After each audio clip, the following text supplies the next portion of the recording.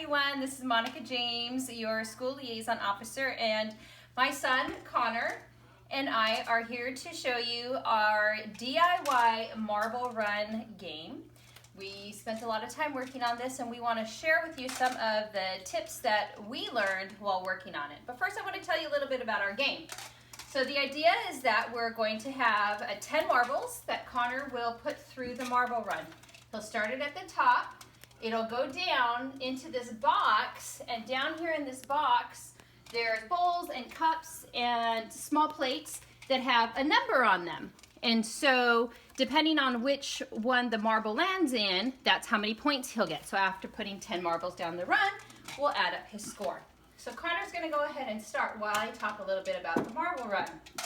So to do the marble run, you'll need some supplies that hopefully you already have at home. So first you'll need some toilet paper rolls, which you should have at home, and if you don't have them now, you can start saving them. You can also use paper towel rolls or even wrapping paper rolls, just the rolls. You will also need tape. Now, if you're doing it on the wall like we did, make sure that you only use tape that is safe for the wall. So this is painter's tape, and this is safe to put on the walls as long as we take it off after not too long. If you don't have painter's tape, there are different options for you as well. You can use a cardboard box to build your marble run. So for example, if you had a couple different boxes, you can have your marble run go from one box to the next box, and then you can use masking tape or duct tape or packaging tape, but just make sure you don't use any of those tapes on the wall. You'll also need some marbles. If you don't happen to have a bag of marbles, check out some of your board games. Hungry Hippos, Kerplunk, Chinese checkers, they all come with marbles in the game. So even if you don't have a bag of marbles, you might be able to find some marbles in some of the board games that you have at home. Now, what I really like about this is not only can you use supplies that you already have, but there's a lot of learning involved, and as a school liaison officer, that's important to me. So this is a lot of engineering. So Connor, what can you tell me, what did you learn about slope when we were building this?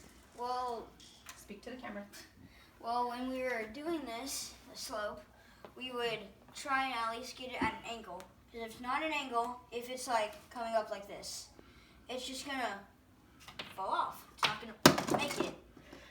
And so why don't we just have the slope going straight down? What happens to the marble then? Because it'll go too fast. And if it goes too fast, well, it could go off the side when it's coming down from here. That's right, and you'll lose control over the marble, right? What is a very important force that we need to make this marble run work? Gravity. Gravity. So that's also science. Engineering. So something that a lot of engineers know is that you have to have a design and you have to test that design. Connor, how many times did we test our marble run? Talk to the camera. A lot of times. A lot of times. Did we build the whole marble run and then test it? No. How many times, or how did we test it? Tell us what we did. So every time we added one of these, we tested it. Because we weren't really sure if it was going to work. It took us a lot of tries, but Okay, didn't work that time. we finally got it. So yes, there's a lot of testing involved. We would add one piece and then test it. Add another piece and then test it. And sometimes it worked and sometimes it didn't. But that was all part of the process, problem solving. If it didn't work, we had to figure out why it didn't work.